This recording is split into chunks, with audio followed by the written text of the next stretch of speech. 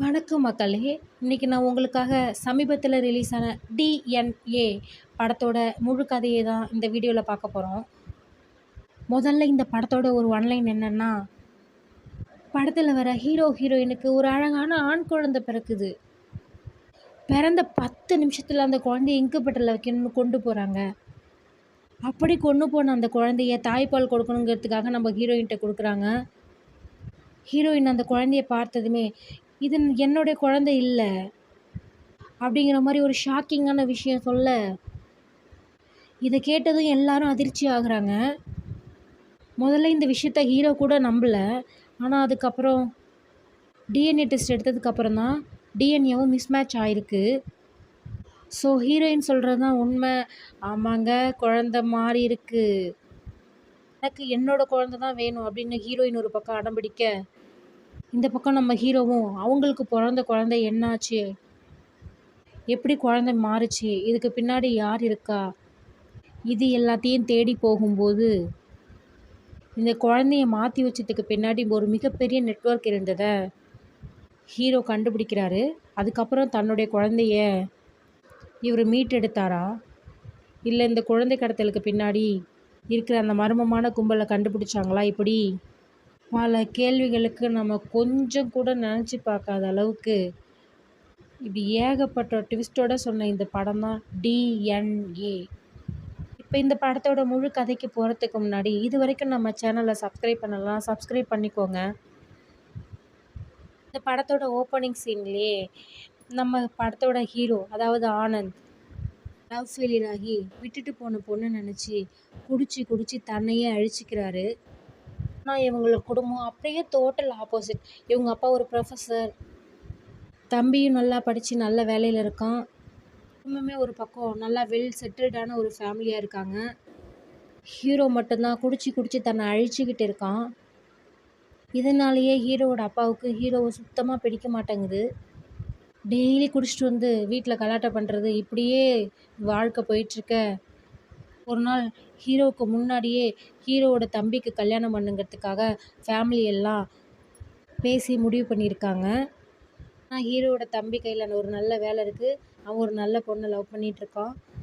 அண்ணனெல்லாம் பார்த்தா வேலைக்கு ஆகாதுன்னு சொல்லிட்டு வீட்டிலேயே கல்யாண பேச்சு எடுத்துடலான்ட்டு சொல்லிட்டான். அடுத்த சீன்லே அந்த பொண்ணோட வீட்டிலேருந்து தம்பிக்கு சம்மந்தம் பேசுகிறதுக்காக எல்லாரும் வந்திருக்காங்க. இந்த டைம் பார்த்து நம்ம ஹீரோ ஃபுல்லாக குடிச்சிட்டு அந்த ஃபேமிலி முன்னாடி வந்து நடுகால்லே உச்சா போயிடுறான். உச்சா போயிட்டு அப்படியே மயங்கி விழுந்துடுறான்.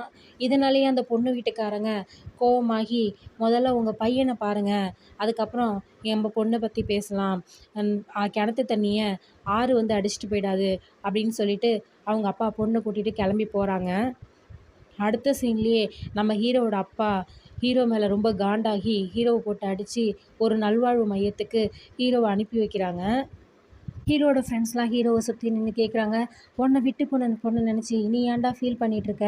அவளே உன்னை விட்டு போய் நல்லா தானே இருக்கா அப்படின்னு சொல்லி பேசவும், அதுக்கு நம்ம ஹீரோ ஃபீல் பண்ணிகிட்டே சொல்கிறாரு, அவள் எங்கடா நல்லா இருக்கா? போன இடத்துலையும் வாழ்க்கை நல்லா அமையாமல் அவள் சூசைட் பண்ணிக்கிட்டா. எனக்கு வந்து அவள் அடிக்கடி ஃபோன் பண்ணியிருக்கா, மெசேஜ் பண்ணியிருக்கா.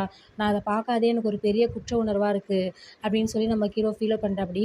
இதுக்கப்புறம் இது இப்படியே விட்டால் சரியாகாது அப்படின்னு சொல்லிட்டு ஹீரோ கொண்டு போய் நம்ம ஹீரோவை மறுவாழ்வு மையத்தில் சேர்த்துட்டாங்க. இப்படியே போயிட்டுருக்க, இப்படியே கட் பண்ணால் இந்த பக்கம் நம்ம ஹீரோயின் ஃபேமிலியை காட்டுறாங்க. ஹீரோயினை பொண்ணு பார்க்க வந்திருக்காங்க.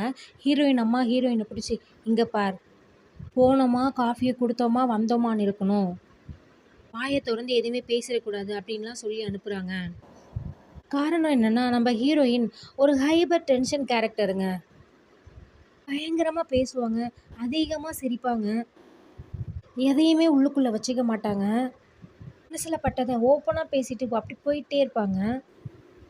அந்த அளவுக்கு ஒரு இன்னசென்ட்டான கேரக்டர் தான் நம்ம ஹீரோயின். ஆனால் இவங்க பண்ணுற இந்த ஆட்டிடியூடெல்லாம் பார்த்து இவங்களுக்கு ஏதோ மென்டலி ப்ராப்ளம் இருக்குன்னு லூஸுன்ற மாதிரி இவங்கள சுற்றி இருக்கவங்களாம் பார்க்குறாங்க.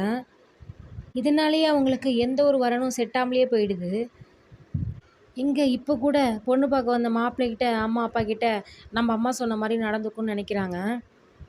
நம்ம காஃபி கொடுத்துட்டு போயிடலாம்னு நினைக்கும்போது பையனோட அம்மா வந்து, என்ன இந்த பொண்ணு ஒன்றுமே பேச மாட்டேங்கிறாங்க அப்படின்னு சொல்ல, இப்போ அமைதியோ அப்படின்னு சொல்ல, இவன் நம்ம ஹீரோயின், இல்லையே நான் நல்லா பேசுவேனே ஓப்பன் ஆகி எல்லார் முன்னாடியும் கடகடன்னு பேச, மாப்பிள்ளை வீட்டுக்காரங்க அமைதியாக எழுந்திரிச்சு போயிடுறாங்க. கடுப்பான நம்ம ஹீரோயினோட அம்மா புண்ணை போட்டு போல புலன்னு புழக்கிறாங்க. அப்படியே டாக்டர்கிட்டையும் கூட்டிகிட்டு போகிறாங்க.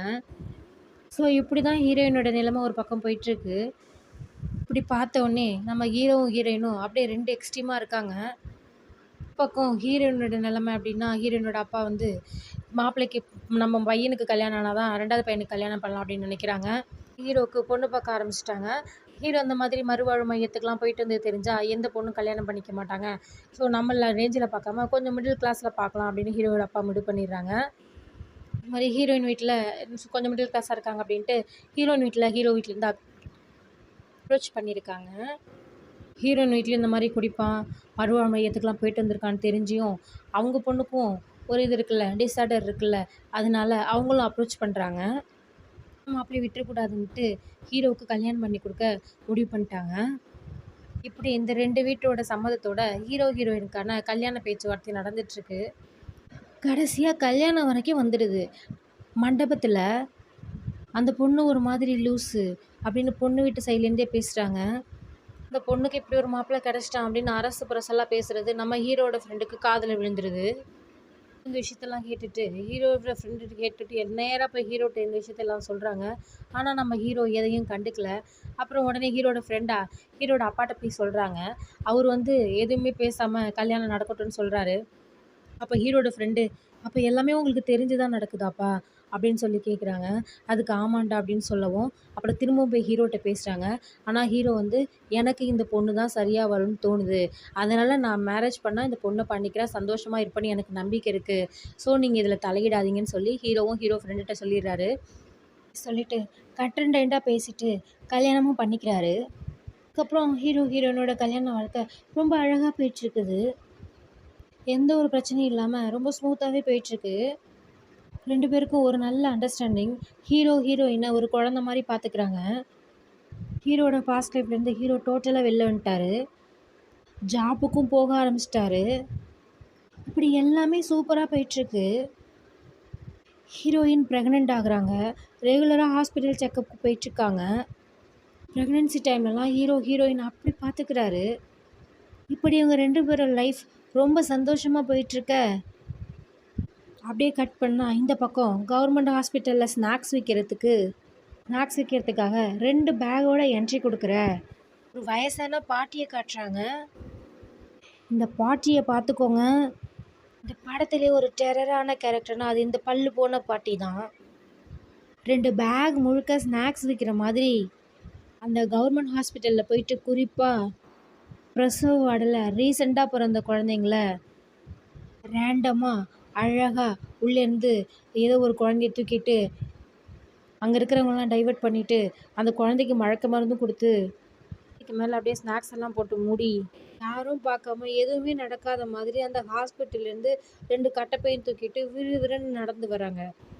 இங்கே இந்த மாதிரி குழந்தை கடத்துகிற வேலையை ரெகுலராக பண்ணிகிட்ருக்காங்க போல். ரொம்ப அசால்ட்டாக பண்ணிவிட்டு நேராக இவங்களோட வீட்டுக்கு வந்துடுறாங்க. இப்படிதான் இந்த வயசான பாட்டி குழந்தைங்கள திருடிட்டுருக்காங்க. இந்த பார்வையில் இப்படி காட்ட, அப்படியே கட் பண்ணால் இந்த பக்கம் நம்ம ஹீரோயினுக்கு பிரசவ வலி ஏற்படுது. உடனே பக்கத்தில் இருக்க ஒரு ப்ரைவேட் ஹாஸ்பிட்டலுக்கு கொண்டு போய் சேர்க்குறாங்க. அப்படியே நம்ம ஹீரோயினுக்கும் ஒரு அழகான ஆண் குழந்தை பிறக்குது. இந்த பிறந்ததும் குழந்தைய தூக்கிட்டு வந்து நம்ம ஹீரோ கையில் காட்டுறாங்க. ஹீரோ ரொம்ப ஹாப்பி. அப்படியே பக்கத்தில் இருக்கவங்க எல்லோரும் குழந்தைய பார்க்குறாங்க. ஹீரோவோட அப்பாவுக்கு பேரன் பிறந்ததும் ரொம்ப ஹாப்பி.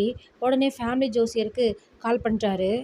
இந்த பிறந்த தேதி டைமிங் 2த்தையும் ஜோசியர்கிட்ட சொன்னதும், ரிஷப ராசி கடக லக்னம், ரொம்ப சிறப்பான ராசி, சிறப்பான லக்னம், சிறப்பான ஜாதகம், அவன் வாழ்க்கையில் எங்கேயோ போக போகிறான் அப்படின்னு குடும்ப ஜோசியர் சொல்ல, அப்படியே எல்லோரும் ரொம்ப சந்தோஷமாக இருக்காங்க. அப்பாவுக்கு ரொம்ப சந்தோஷம். இப்படி மொத்த ஃபேமிலியும் ரொம்ப சந்தோஷமாக இருக்கும்போது இன்குபேட்டரில் வைக்க போகணும்னு சொல்லிட்டு குழந்தைய வாங்கிட்டு போய் இன்குபேட்டரில் வைக்கிறாங்க. இன்குபேட்டரில் வச்சுட்டு ஒரு 10 நிமிஷம் கழித்து திரும்பவும் குழந்தைய எடுத்துகிட்டு வந்து தாய்ப்பால் கொடுக்க நம்ம ஹீரோயின்கிட்ட கொடுக்குறாங்க.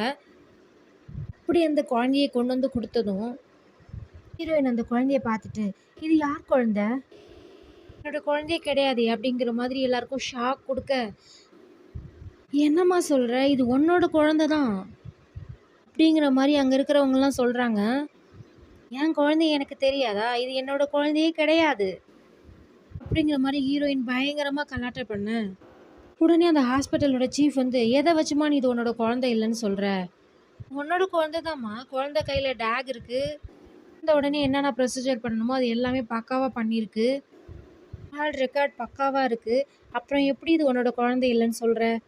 அப்படிங்கிற மாரிலாம் சீஃப் டாக்டர் வந்து ஒரு பக்கம் சொல்லிட்டுருக்க, "இல்ல இது என்னோட குழந்தை இல்ல." அப்படிங்கிற மாரி ஹீரோயின் ரொம்ப ஸ்ட்ராங்கா சொல்றாங்க. ஹீரோவுக்கு ஒண்ணும் புரியல. "திவ்யா ஏன் இப்படி பேசுற? இது நம்ம குழந்தை தான்." அப்படின்னு ஹீரோ ஒரு பக்கம் சொல்ல, "ஆனந்தி என் குழந்தை எனக்கு தெரியாதா? உடனே குழந்தைய என் கையில தான் காமிச்சாங்க. என் குழந்தை எனக்கு நல்லா தெரியும்.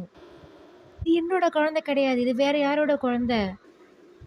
என் குழந்தை தான் வேணும்." அப்படிங்கிற மாரி இவங்க ஸ்ட்ராங்கா சொல்ல, ஹீரோயின் இப்படி சொல்றத பார்த்துட்டு சீஃப் டாக்டர் நம்ம ஹீரோவ தனியா கூப்ட்டு, "விசேஷத்துக்கு அப்புறம் இந்த மாரி நடக்கிறதுலாம் சகஜம் தான். ஆனா உங்களுக்கு வேற ஏதோ பிரச்சனை இருக்கு. உங்களுக்கு வேற ஏதாவது மென்டல் ப்ராப்ளம் இருக்கா?" அப்படின்னு சீஃப் டாக்டர் ஹீரோவ பார்த்து கேட்க, "டாக்டர் எதுவும் இருக்கான்னு?" சொல்லவும், ஆமான்னு சொல்லவும், "ஐயோ! இதெல்லாம் நீங்க முதல்ல சொல்லியிருக்கணும்." அப்படின்னு டாக்டர் சொல்ல, "சர்ஜரியும் பக்காவா பண்ணியாச்சு. குழந்தையும் இப்போ ரொம்ப ஹெல்த்தியாவே இருக்கு. இல்லாம ஹாஸ்பிட்டல் பேர கெடுக்காம சீக்கிரமா டிஸ்சார்ஜ் பண்ணி வீட்டுக்கு விட்டு போயிடுங்க." அப்படிங்கிற மாரி சீஃப் டாக்டர் சொல்ல, அந்த மாரி சொல்லி அனுப்பிடுறாங்க. ஹீரோவுக்கு ஒண்ணுமே புரியல. அந்த குழப்பத்திலேயே இப்போ இவங்கள்ட்ட இருக்க குழந்தைய தூக்கிட்டு வீட்டுக்கு வந்து சேர்ந்துடுறாங்க. வீட்டுக்கு வந்தும் கூட நம்ம ஹீரோயின், "எனக்கு என் குழந்தை தான் வேணும்." அப்படிங்கிற மாரி திரும்ப திரும்ப திரும்ப அதையே சொல்லிட்டு இருக்காங்க. லைட்டா ஹீரோக்குமே சந்தேகம் வர ஆரம்பிச்சிருது. உடனே லோக்கல்ல இருக்க இன்ஸ்பெக்டர கூட்டிட்டு போயிட்டு, அந்த ஹாஸ்பிட்டல் போயிட்டு விசாரணை பண்றாங்க. அப்படி விசாரிக்கும்போது தான் நர்ஸ் வந்து குழந்தை பொறந்ததும் ஹீரோயின் கையில காமிச்சுட்டு, அதுக்கப்புறம் ஹீரோவோட ஃபேமிலி கையிலயும் காமிச்சுட்டு, அந்த குழந்தைய இன்குபேட்டர்ல வைக்கிறதுக்காக கொண்டு போறாங்க. இன்குபேட்டர்ல வச்ச ஒரு 5, 10 நிமிஷத்துக்குள்ளேயே திரும்பவும் குழந்தைய கொண்டு வந்து அந்த ஹீரோயின் கையிலேயே குடுக்குறது. அந்த சிசிடிவி ஃபுட்டேஜ் எல்லாமே பக்காவா இருக்கு. நடுவுல வந்து யாரும் குழந்தைய மாத்தல. ஸோ ஹாஸ்பிட்டல் சைட்லேருந்து எல்லாமே கிளியரா இருக்கு அப்படின்னு இன்ஸ்பெக்டர் வந்து ஹீரோ கிட்ட சொல்றாரு. ஸோ இருந்தாலுமே ஹீரோயின் வந்து இது என்னோட குழந்தை இல்லைன்னு அடிக்கடி சொல்லிட்டே இருக்காங்கல்ல. சொல்லிட்டே இருக்கிறதுனால ஹீரோ என்ன பண்றாரு, ஹீரோவோட ஃப்ரெண்டு லாயர் மூலியமா யாரையாவது வச்சு டிஎன்ஏ டெஸ்ட் எடுக்கலாம் அப்படின்னு ஹீரோ முடிவு பண்றாரு. கவர்மெண்ட் மூலியமா டிஎன்ஏ டெஸ்ட் எடுக்கிறதெல்லாம் கிட்டத்தட்ட 2, 3 மாசம் ஆயிடும். பிரைவேட்ல காசு கொடுத்தோம்னா 2, 3 நாள்ல எடுத்து கொடுத்துருவாங்கன்னு சொல்லிட்டு, பிரைவேட் மூலியமா எடுத்துக்கலாம் அப்படின்னு சொல்லிட்டு ஹீரோயினுக்கே தெரியாம அந்த குழந்தையோட சாம்பிள்ஸ், நம்ம ஹீரோவோட சாம்பிள்ஸ் எல்லாம் குடுக்குறாங்க. டெஸ்ட்ல ரிப்போர்ட் வந்துருது. ரிப்போர்ட்ல பார்த்தோம்னா, இவங்க கிட்ட இருக்க இந்த குழந்தை, இவங்க குழந்தையே இல்ல அப்படிங்கிற மாதிரி ரிப்போர்ட் வருது. மேட்ச் ஆகல டிஎன்ஏ. ஆனா ஹீரோ ஸ்ட்ராங்கா பிலீவ் பண்றாரு. நம்ம ஹீரோயின் சொல்றது உண்மைதான் அப்படின்னு. நம்ம குழந்தை எங்க போயிருக்கும்? அப்படிங்கிற மாதிரி ஹீரோ இன்வெஸ்டிகேஷன் பண்ண ஆரம்பிக்கிறாரு. ஆரம்பத்துல ஹாஸ்பிட்டல்ல விசாரிக்கிறதுக்காக ஒரு இன்ஸ்பெக்டர போய் கூட்டிட்டு வந்தார்ல, அதே ஸ்டேஷனுக்கு வராரு. எனக்கு இந்த மாரி ஹெல்ப் வேணும்னு சொல்லவும், அதே ஸ்டேஷன்ல இன்னும் 10 நாள்ல ரிட்டயர்மெண்ட் ஆகப்போற கான்ஸ்டபிள் பாலாஜி சக்திவேல், ரொம்பவும் நேர்மையான போலீஸ் ஆஃபீசர். டிபார்ட்மெண்ட்லயே எக்ஸ்பீரியன்ஸான போலீஸ். அவரு இப்போ நம்ம ஹீரோ கூட சேர்ந்து இந்த குழந்தை மாறுன கேஸ எடுத்து இன்வெஸ்டிகேஷன் பண்ண ஆரம்பிக்கிறாரு. அதுக்கு முன்னாடி இந்த விஷயத்த கொண்டு போயிட்டு கோர்ட்ல சொல்லவும், கோர்ட்லயும் இந்த டிஎன்ஏ ப்ரூஃபா எடுத்துக்கிட்டு, உங்களுக்கு பொறந்த குழந்தைய கூடிய சீக்கிரம் காவல்துறை கண்டுபிடிச்சு குடுக்கணும். அப்படிங்கிற மாதிரி கோர்ட் ஆர்டர் குடுத்துருது. அது வரைக்கும் ஹீரோயின்ட்ட இருக்க அந்த குழந்தைய நல்லபடியா பார்த்துக்கணும்னு சொல்றாங்க. வேற யாருடைய குழந்தையா இருந்தாலும், நம்ம ஹீரோயின் அந்த குழந்தைய தான் பெத்த பிள்ளையா தான் பார்க்குறாங்க. அப்படி இருந்தாலும் அவங்களுக்குள்ள ஓடிட்டுருக்க மனநிலை என்னன்னா, நமக்கு பிறந்த குழந்தைக்கு என்ன ஆயிட்டுருக்கும்? இதுதாங்க அவங்கள போட்டு பாடா படுத்திட்டுருக்கு. ஹீரோவுக்கும் அதே கொஷின் தான். ஸோ ஹீரோ இப்போ தொடர்ந்து போலீஸார் பாலாஜி சக்திவேல் உதவியோடு குழந்தைய மாற்றி வச்சிருப்பா. எதனால இது நடந்துட்டுருக்கும்? அப்படிங்கிற மாரி இன்வெஸ்டிகேஷன்ல இறங்குறாங்க. பாலாஜி சக்திவேல் எதுக்காக ஹீரோவுக்கு ஹெல்ப் பண்றாருன்னா, இவருக்கும் குழந்தை பிறந்த உடனேயே சின்ன வயசுல பிறந்த குழந்தை இறந்து போயிருக்கும். அந்த ஒரு எமோஷன். அதனால தான் நம்ம ஹீரோ கூடவே இருந்து அவர் குழந்தைய கண்டுபிடிக்க ஹெல்ப் பண்றாரு.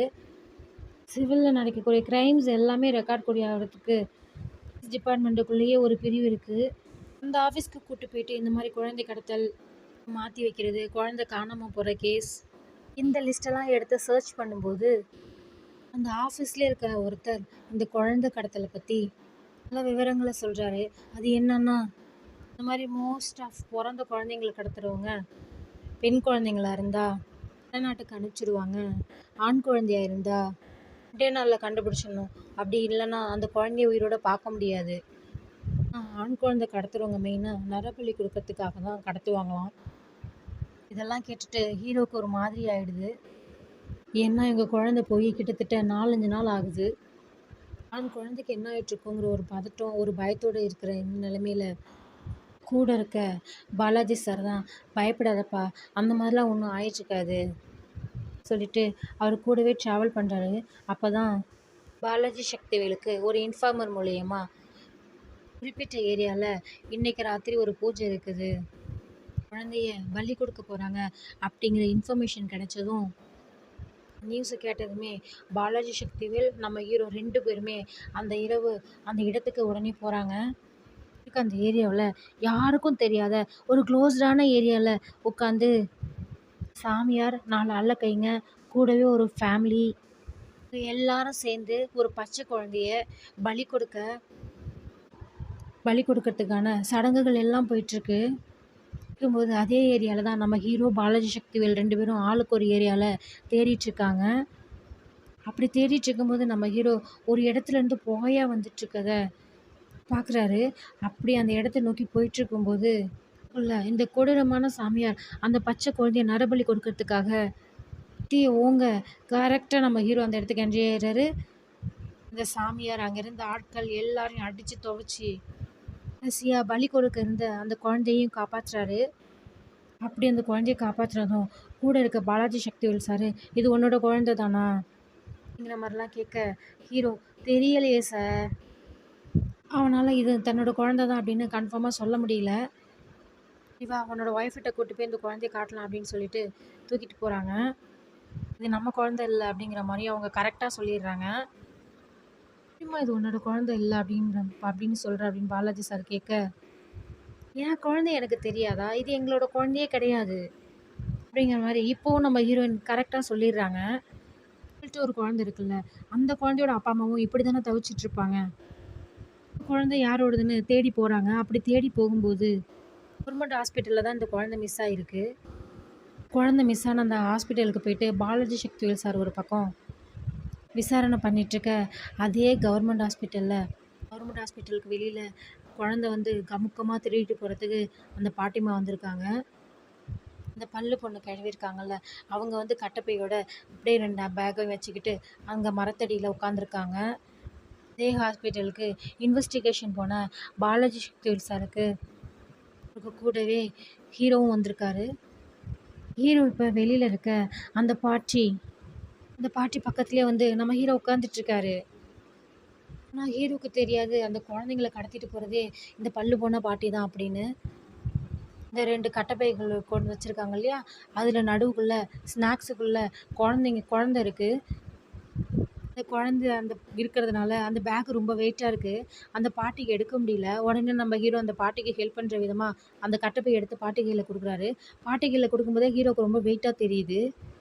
இது வெயிட்லெஸ்ஸாக ஸ்நாக்ஸ் தான் இருக்குது, எப்படி இந்த பேக் இவ்வளோ வெயிட்டாக இருக்குன்னு சொல்லிட்டு ஹீரோக்குமே ஒரு சந்தேகம் வருது.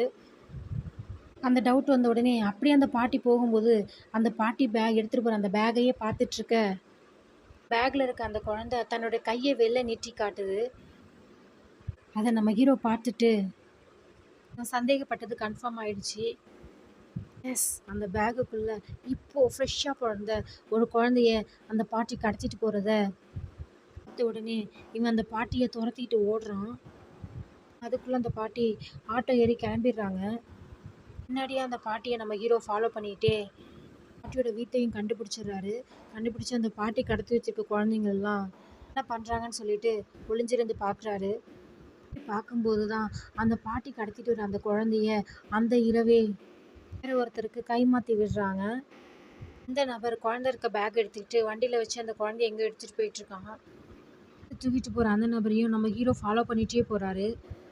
விஷயத்தை நம்ம ஹீரோ ஹெட் கான்ஸ்டபிளான பாலாஜி சார்ட்டை இன்ஃபார்ம் பண்ண, நாங்கள் வர வரைக்கும் நீ ஃபாலோ பண்ணிகிட்டே போ, ஆனால் எதுவும் பண்ணிடாத, நான் என் டீமையும் கூட கூட்டிகிட்டு வரேன், நீ லொக்கேஷனை மட்டும் ஷேர் பண்ணுங்கிற மாதிரி அவரும் காலில் சொல்ல, சார் அப்படின்னு சொல்லிட்டு அந்த பாட்டிகிட்ட இருந்து குழந்தைய வாங்கிட்டு வந்த ஃபாலோ பண்ணிகிட்டே போனான். கட்டி முடிக்காத ஒரு பழைய பில்டிங், அந்த பில்டிங்க்கு கொண்டு போயிருக்கான். ஹீரோவும் அவனை ஃபாலோ பண்ணிட்டு அதே பில்டிங் தான் போயிட்டுருக்காரு. ஒரு பக்கம் அவன் ஃப்ரெண்ட்ஸோட சீட்டு விளையாட்டுருக்கும்போது அந்த கேப்பில் பாட்டிகிட்ட இருக்கு வாங்கிட்டு வந்த அந்த கட்டை பேக்கை ஓப்பன் பண்ணி பார்த்தா உள்ள கொழு கொழுன்னு ஒரு குழந்தை இருக்குது. குழந்தைய அவன் காப்பாற்றி போகலான்னு பார்க்குறான். அதுக்குள்ளேயே பார்த்தோம்னா அந்த பாட்டிகிட்டேருந்து குழந்தைய வாங்கிட்டு வந்தான்ல, அவங்க ஆளோட சுற்றி ஹீரோவை அழைச்சிட்டாங்க. யாரா தம்பி நீ என்ன ஃபாலோ பண்ணிட்டு வந்துட்டுருக்க அப்படிங்கிற மாதிரி நான் அவனுங்க நம்ம ஹீரோவை போட்டு பொழக்க, ஹீரோவும் ஒருத்தனை விடாமல் போட்டு பொழந்துடுறாரு.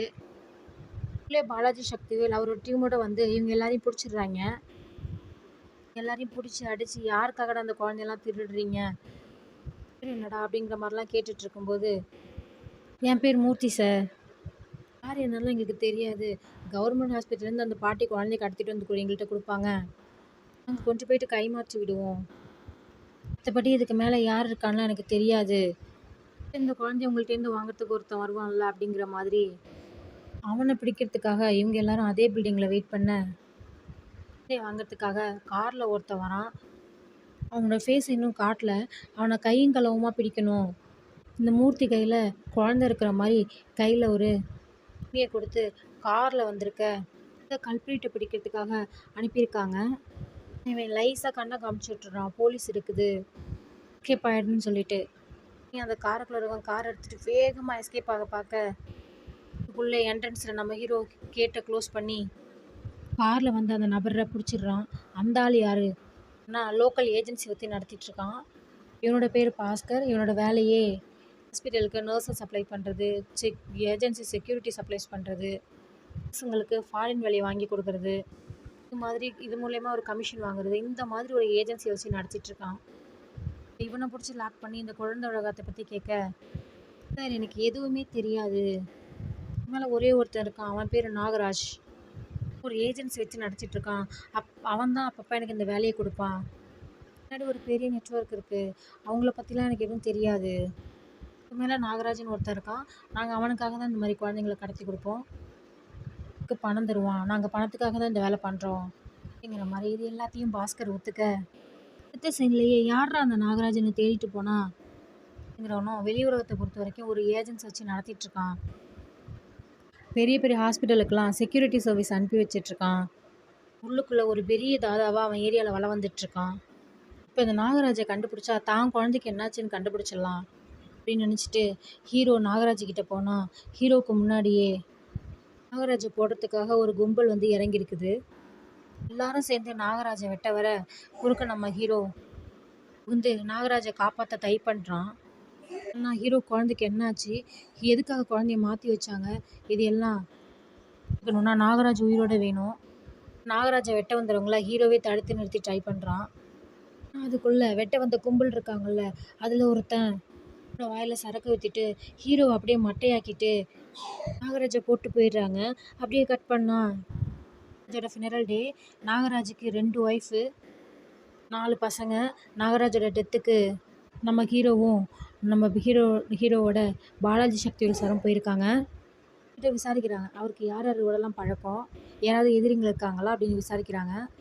சார் எந்த ஒரு குழு உங்களுக்கு கிடைக்கல, வடநாட்டுக்காரன் தான் அந்த வேலையை பண்ணியிருக்கணும் அப்படின்னு அவங்க எல்லாரும் சோகமாக சொல்லிட்டு போதே அங்கே ஒருத்தன் ஆடி காரில் வந்து இந்த இடத்துல இறங்குறான். நாங்கள் இந்த படத்தோட மெயின் வில்லன், இவன் பேர் இவன் ஒரு பெரிய பணக்காரனாக இருக்கான், இவனுக்குன்னு தனியாக ஒரு ஓன் கம்பெனியே இருக்குது, சம்மந்தமே இல்லாமல் இவன் ஏன் நாகராஜோட சாவில் வந்து நாகராஜுக்கு மாலை போட்டு போகிறான். நம்ம ஹீரோ ஒரு பக்கம் நோட்டீஸ் பண்ணுறான். அண்ட் இன்னொரு பக்கம் நாகராஜ் உயிரோட கண்டுபிடிச்சிருந்தா தான் குழந்தைக்கு என்ன இருக்குன்னு கண்டுபிடிச்சிருக்கலாமேன்னு குழப்பத்தில் இருக்கும்போது கிட்டே இருக்க குழந்தையோட அப்பா அம்மாவை இவங்க கடைசியாக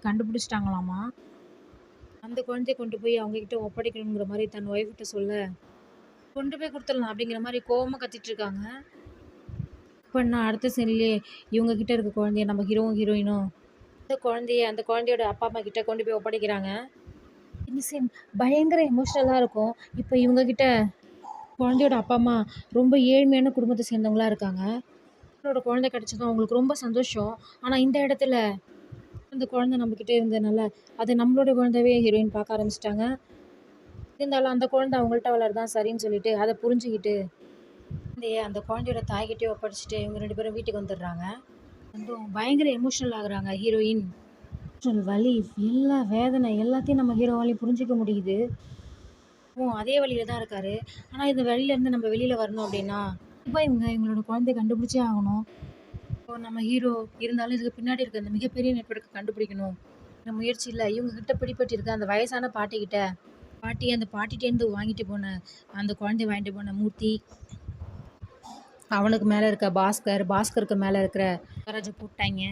என்கிட்ட சிக்கிட்டு இருக்க அந்த 3 பேர விசாரிச்சா மட்டும் தான், இதுக்கு பின்னாடி யார் இருக்காங்க அப்படின்னு கண்டுபிடிக்க முடியும். ஆனா, இதுல இருக்க சிக்கல் என்னன்னா, இந்த செயினுக்கு மேல இருக்கிறவங்க யார் அப்படின்னா, பத்தி மட்டும் தான் தெரியுதே ஒழிய, அந்த செயினுக்கு மேல இருக்கவங்கள பத்தி எங்களுக்கு யாருக்குமே தெரியல. இருக்கும்போது தான் போலீஸார் பாலாஜி டெய்லர் இருக்கார்ல, அவரு ஒரு லோக்கல் ரவுடி இருக்கான். அவர்ட்ட ஹீரோவ கூட்டிட்டு போறாரு. வெளியுலகத்த பொறுத்தவரைக்கும் அவன் கை கடை வச்சு நடத்திட்டு இருக்கான். ஆனா, மிகப்பெரிய மாஃபியா கடத்துறது, கடத்தின குழந்தைய எடுத்து போய் பிச்சை எடுக்க வைக்கிறது, இந்த மாரி வேலையெல்லாம் பண்ணிட்டு இருக்கான். இடத்துக்கு அவனை விசாரிக்கிறதுக்காக நம்ம ஹீரோ போயிட்டு இருக்காரு. இடத்துல கஜாவுக்கு கீழே வேலை பார்க்குற அடியாள்ல ஒருத்தன் கூட வந்தாங்கல்ல, அந்த கேங்ல இருந்த ஒருத்தன் தான் அவன். பார்த்ததுமே கன்ஃபார்ம் பண்ணிடுறாரு, இந்த கும்பல் தான் இந்த நாகராஜ போட்டது. உடனே அவங்க எல்லாரையும் அடிச்சு நார் நாரா கிழிச்சு கொல்ல சொல்லி, உங்களுக்கு யார்ரா ஆர்டர் கொடுத்தது, உண்மையை சொல்லுங்க, உண்மையை சொல்லல கஜாவோட கழுத்து துண்டா போயிடும் அப்படிங்கிற மாதிரி இடத்துலயே கத்தி வச்சு ஹீரோ மிரட்ட நாகராஜ போட சொல்லி யார் வேலை கொடுத்தாங்கன்னு இவங்க சொல்ல ஆரம்பிக்கிறாங்க.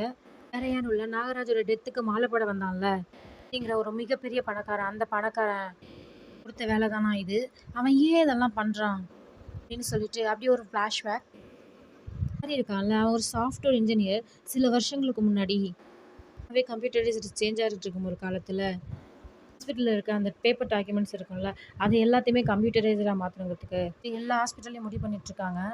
அதுக்கான வேலை எல்லாத்தையும் இந்த புராரி தான் போய் பண்ணி கொடுத்துட்டு இருந்திருக்கான். அவனுக்கு பல ஹாஸ்பிட்டலோட அக்சஸ்லாம் கிடச்சிருக்கு. இருக்கும்போது தான் பிறந்த குழந்தை செத்து போச்சுன்னு ஒரு ஹாஸ்பிட்டலில் பேரண்ட்ஸ் தவிச்சிட்டு இருக்காங்க. அதே ஹாஸ்பிட்டலில் அனாதையாக போடப்பட்டிருந்த ஒரு குழந்தைய ஹாஸ்பிட்டலுக்கு போயிட புராரி அந்த குழந்தைய தூக்கி அந்த கஷ்டப்பட்டு இருக்க பெற்றவங்களுக்கு கொடுத்துருக்கான். கைமாறா அந்த பிறந்த குழந்தைய மாற்றி கொடுத்துருக்காங்க காரணத்துக்காக புராரிக்கு 50,000 நகையை அதுக்கு பதிலாக கொடுக்குறாரு. சமயத்தில் அந்த ஹாஸ்பிட்டலில் குழந்தை தூக்கிறதுக்கு ஹெல்ப் பண்ண ஹாஸ்பிட்டலோட வார்டு பாயான நாகராஜோட ஹெல்ப் பண்ணியிருக்கான். ஸோ அதனால் 50,000 நகையில் ஆளுக்கு பாதியாக ஷேர் பண்ணுறாங்க. சம்பவத்துக்கு அப்புறம் அந்த குழந்தை வாங்கிட்டு போன நபர் ஒரு பாட்டியும் கூட்டிகிட்டு வந்து இவங்களுக்கு குழந்தை வேணும்னு சொல்கிறாரு. குழந்தைய தூக்கி கொடுத்தீங்களா, அதே மாதிரி நீங்கள் இவங்களுக்கு குழந்தைய தூக்கி கொடுக்கணும், இந்த மாதிரி டீல் பேசிட்டாரு. இந்த மாதிரி நீங்கள் பண்ணீங்கன்னா 5 லட்ச ரூபாய் வரைக்கும் பணம் கொடுக்குறதா சொல்கிறாரு. பணம் கொடுக்குறேன்னு சொல்கிறதும் இந்த இடத்துல நம்ம புராரி யோசிக்கிறான், நமக்கு மாத சம்பளமே ஒரு 45,000 தான், வருஷம் ஃபுல்லாக உழைச்சி ஒரு சம்பள காசை ஒரு குழந்தைக்கு ஒரே நாளில் கொடுக்குறேன்னு சொல்கிறாங்க. இந்த இடத்துல இருந்து தான் நம்ம புராரி இந்த ஹாஸ்பிட்டல் வார்ட் பாயான நாகராஜ் போட்டுட்டு இந்த மாதிரி குழந்தை இல்லாமல் கஷ்டப்படுறவங்களுக்குலாம் இவங்கள்ட்ட வந்து கேட்குறவங்களுக்கு இவங்க குழந்தை எடுத்து கொடுக்குறாங்க. அதுக்காக குழந்தை வியாபாரத்தை பண்ண ஆரம்பிச்சிட்டாங்க. எல்லாமே வில்லனோட வாய்ஸ் ஓவர்லேயே சொல்லிட்டு இருக்காங்க. இந்த பெற்றுக்கிறது பெற்றுக்காமல் இருக்கிறது இது எல்லாமே அவங்களோட பர்சனல் சாய்ஸ். இது நம்ம சொசைட்டி அவங்கள பர்சனலாக விடாமல் குழந்தை இல்லையான்னு இல்லாதவங்கள போட்டு நோயின்னு டார்ச்சர் பண்ணுறதும் டியூஷன் இல்லையா, கல்யாணம் இத்தனை வருஷம் ஆகுது, குழந்தை பிறக்கல, இப்படி உங்களுக்கு கேட்டு கேட்டு டார்ச்சர் பண்ணி பெற்றுக்கணுங்கிறதே ஒரு வரமாக்கிட்டாங்க. முன்னாடி ஒரு பெரிய மெடிக்கல் மாஃபியா, எங்கே பார்த்தாலும் ஏகப்பட்ட ஃபெர்டிலிட்டி சென்டர், இந்த பென்ஷன் ஒரு மிகப்பெரிய ஹார்ட் பிஸ்னஸாக மாற்றிட்டு வருது. இது எல்லாத்தையும் தெரிஞ்சுக்கிட்டு இந்த புராரி இல்லை ஆல்ரெடி பல ஹாஸ்பிட்டலோட டேட்டா பேஸ் வேறு இருக்குது, யூஸ் பண்ணி எப்போ யார் யாருக்கு என்ன தேதியில் குழந்தை பிறக்குது இந்த டேட்டா முதல் கொண்டு அப்டேட் டேட்டில் ரெக்கார்டோடவே கிடச்சிருது. இதான் அவன் இவனுக்கு யாருக்கும் தெரியாமல் ஒரு நெட்வொர்க்கை ஃபார்ம் பண்ணி வழி மூலியமாக ஹாஸ்பிட்டல்லேருந்து குழந்தைய கடத்திட்டு வர்றது, இல்லைன்ட்டு சொல்லிட்டு வரவங்களுக்கெல்லாம் அந்த குழந்தைய பல லட்சங்களுக்கு விற்கிறது, இப்படியே அவன் பிஸ்னஸை ரன் பண்ணிட்டு இருந்திருக்கான். எல்லாமே நம்ம ஹீரோ எப்படி இன்வெஸ்ட் பண்ணி தெரிஞ்சுக்கிட்டான். எல்லாம் சரி, ஆனால் நம்ம ஹீரோட கேஸில் குழந்தைய கடத்திட்டு வேற ஒரு குழந்தைய கிடச்சிருக்காங்க. இதுக்கு பின்னாடி இப்படி காரணம் என்ன, அதை தெரிஞ்சுக்கணும்னு நினைக்கிறான். இங்க தாங்க ஒரு பெரிய ட்விஸ்ட்டு. இப்போ இந்த புராரிட்ட குழந்தை இல்லன்னு வந்து கேட்குற கஸ்டமர் தான் இருக்காங்க. இந்த முறை ஒரு பெரிய பணக்காரன் தனியா ஒரு கோயில்ல மீட் பண்ணி, இந்த டேல இந்த குறிப்பிட்ட டைம்ல பிறக்கிற குழந்தை தான் வேணும். அந்த குழந்தைக்கு தான் ரிஷப ராசி, கடக லக்னம். இந்த ஜாதகத்துல பிறக்கிற குழந்தை ஃபியூச்சர்ல எங்கேயோ போக போகுது. இந்த குறிப்பிட்ட டைம் அண்ட் டேட்டுக்குள்ள பொறக்கிற குழந்தை எங்களுக்கு வேணும். நாங்க 2 கோடி வரைக்கும் குடுக்க தயாரா இருக்கோம். இந்த மாதிரி என்னாயிரம் தம்பி சொல்ல, இன்னொருங்க வந்து சொல்ல 2 கோடி பெரிய அமௌண்ட் ஆச்சே. ஓகே ட்ரை பண்றேன்னு சொல்லிட்டு, கிட்ட தான் எல்லா ஹாஸ்பிட்டல்ல டேட்டா இருக்குல்ல. சொன்ன அந்த டேட் அண்ட் டைம்ல யாருக்கு குழந்தை பிறக்க போதோ, இந்த தம்பதிகள இவன் லிஸ்ட் அவுட் பண்றான். அப்படி லிஸ்ட் அவுட் பண்ணும்போது 3 பேரு கிளிக் ஆயிருக்காங்க. ஹீரோ, ஹீரோயின் உட்பட. கேட்ட அந்த டேட் அண்ட் டைம்ல யாருக்கு குழந்தை பிறந்திருக்குன்னா, நம்ம ஹீரோ, ஹீரோயினுக்கு பிறந்த அந்த குழந்தை தாங்க. பர்ட்டிகுலரா அந்த குழந்தைய தூக்கணும் அப்படின்னு இந்த முராரி முடிவு பண்ணிடுறான். இங்க இவன் நர்ஸுங்கள சப்ளை பண்ணக்கூடிய பாஸ்கர் இருக்கான்ல, அந்த பாஸ்கர் கிட்ட இந்த ப்ராஜெக்ட ஒப்படைக்கிறான். ஏஜென்சி வச்சு நடத்துறாருல பாஸ்கர், இவன் கிட்ட 2 ட்வின்ஸ் இருக்காங்க நர்ஸா. போயிட்டு அந்த குழந்தைய மாற்ற சொல்லியிருக்கான். வயசான இந்த பாட்டி கவர்மெண்ட் ஹாஸ்பிட்டல்லேருந்து திருடிட்டு வந்த அந்த குழந்தைய நர்ஸ் கையில் கொடுத்துட்டு ஹாஸ்பிட்டலில் வைக்க கொடுத்தாங்கல்ல, அந்த குழந்தைய யாருக்கும் சந்தேகம் வரப்படாது. இந்த ட்வின்ஸ் சிஸ்டர் குழந்தைய மாற்றி வச்சுருக்காங்க. இப்படி தாங்க குழந்தை மாறி இருக்குது. இது எல்லாத்தையும் நம்ம ஹீரோ கண்டுபிடிச்சிட்டான். இப்போது இருக்கானா அந்த பணக்கார கப்பல் என்ஆர்ஐ தம்பதிக்கு குழந்தைய கொடுத்துருக்காங்கல்ல, அவங்க இன்னைக்கு ஈவினிங் ஃப்ளைட்டில் கிளம்ப போகிறாங்க. ஆனால் அவங்க இப்போ எங்கே போயிருக்காங்கன்னா, புராரியை மீட் பண்ணணும்னு சொல்லிட்டு புராரிக்கு கால் பண்ணியிருக்காங்க. அண்ணா இவங்களுக்கு கொடுத்த மாதிரி இன்னொரு பாட்டிக்கும் குழந்தைய கொடுக்கணும் அப்படின்னு அந்த டீலை பற்றி பேசுறதுக்காக இந்த என்ஆர்ஐ ஃபேமிலி புராரியை மீட் பண்ணுறாங்க. கோயிலுக்கு நம்ம ஹீரோனும் குழந்தை கிடைக்கணுங்கிற வேண்டுதலுக்காக அந்த கோயிலுக்கு போயிருக்காங்க. இவங்க அந்த கோயிலில் இருக்கும்போது இந்த என்ஆர்ஐ கப்புள்ஸ் நைட்டில் கிளம்புறதுக்கு முன்னாடி கையில் குழந்தையோட அந்த புராரியை மீட் பண்ணுறதுக்கு இதே கோயிலுக்கு தான் வந்திருக்காங்க. கோயிலுக்குள்ளே வந்தது இந்த என்ஆர்ஐ கப்புள்ஸ் ஹீரோயின் கடந்து போகும்போது கையில் இருக்க அந்த குழந்தைய பார்க்குறாங்க. எஸ், அவங்கக்கிட்ட இருக்க அந்த குழந்தை நம்ம ஹீரோயின் குழந்தை தான். கோயிலுக்குள்ள ஹீரோயின் பக்கத்துலேயே அந்த என்ஆர்ஐ கப்புள்ஸ் குழந்தைய வச்சுட்டு ஹீரோயின் பக்கத்தில் நிற்கிறாங்க. இருக்கும்போது குழந்தை அழுதுகிட்டே இருக்குது. அதை பார்த்துட்டு என் கையில் குழந்தைய கொடுங்கன்னு சொல்லிட்டு குழந்தை ஹீரோயின் வாங்குறாங்க. குழந்தை ஹீரோயின் வாங்கினதும் அழுகியை நிப்பாட்டிடுச்சு. எல்லாத்தையும் புராரி அங்கேருந்து பார்த்துட்ருக்கான். இது என்னடா கோஇன்சிடென்ஸ், இப்படி குழந்தைய திருடி நம்ம என்ஆர்ஐ கப்பல்ஸ் கொடுத்தோமோ அவங்களே பக்கத்தில் நிற்கிறாங்க. என்னோட குழந்தை ஹீரோயின் கையில் இருக்குது. இந்த குழந்தைய பார்த்துட்டே இருக்கும்போது லைட்டாக தன்னுடைய குழந்தை மாதிரி இருக்குன்னு சொல்லிட்டு பார்த்துட்டு இருக்கும்போதே புராரி போயிட்டு ஹீரோயின் இருந்த அந்த கையில் பிடுங்கி இந்த என்ஆர்ஐ கப்பல்ஸ்கிட்ட கையில் குழந்தைய கொடுத்து தயவு செஞ்சு இங்கேருந்து கிளம்புங்க இவன் அனுப்பிச்சி விடுறான். அவங்களும் அம்மா அந்த குழந்தைய எடுத்துகிட்டு காரை நோக்கி போகிறாங்க. நம்ம ஹீரோயின் துரத்திட்டே ஓடியாராங்க. இதுக்கு என்ன பண்ணுறதுனே தெரியல. அப்போ அந்த கூட்டத்தில் புராரியை தேடிட்டு நம்ம ஹீரோ கோயிலுக்கு வந்திருக்கான். வச்சு ஹீரோவை பார்த்ததுமே ஹீரோயின் ஹீரோட்ட போயிட்டு நம்ம பாப்பாவை அவங்க தான் தூக்கிட்டு போகிறாங்க அப்படிங்கிற மாதிரி அந்த என்ஆர்ஐ கப்பல்ஸை கை காமிச்சு சொல்ல, கார் ஏறி போகிறதுக்கு முன்னாடி ஹீரோ வேகமாக போயிட்டு அவங்கள தடுத்து இந்த குழந்தைய திருதி கொடுத்த முராரியை போட்டு போலன்னு பொழந்து கப்பல்ஸ்டேருந்து குழந்தைய வாங்கி ஒரு வழியாக நம்ம ஹீரோயின்ட்ட குழந்தைய சேர்த்துடுறாரு. அதே இடத்துல முராரியோட ஆள் வந்து சுத்து போட்டு நம்ம ஹீரோவை பண்ணுவார ஹீரோ எல்லாரையும் போட்டு பொழந்துட்டு பொழந்துட்டாரு. கடைசியாக ஹீரோ முராரியை போட்டு பொழந்துட்டுருக்காரு. பொழந்துட்டு இருக்கும்போது கூட்டத்துக்கு நடுவில் ஒருத்தன் கத்தியோடு வரான். நம்ம ஹீரோவை தான் குத்த போகிறான்னு நினச்சிட்டு இருக்கும்போது இங்கே தாங்க ட்விஸ்ட்டு, அவன் ஹீரோவை குத்தாமல் புராரியை குத்திடுறான். வயிற்றுலேயே குத்திட்டு போகிறான். யார் அந்த கத்தி குத்து கந்தன்னு பார்த்தா இந்த புராரியால் செத்து போன நாகராஜோட பையன். பண்ணோன்னு பழி வாங்குற விதமாக கத்தியோடு வந்து குத்திருக்கான். வில்லன் இறந்ததுக்கப்புறம் ஹீரோவுக்கும் ஹீரோயினுக்கும் குழந்தை அவங்களுக்கே திரும்ப கிடைக்க அப்படியே இந்த படத்தை எமோஷ்னலாக முடிக்கிறாங்க இந்த படத்தை. இதே மாதிரி நம்ம சீரியலில் வர படத்தெல்லாம் பார்க்கணுங்கன்னா நீங்கள் நினச்சிங்கன்னா நம்ம சேனலை சப்ஸ்கிரைப் பண்ணுங்கள், ஃபாலோ பண்ணுங்கள். நன்றி மக்களே.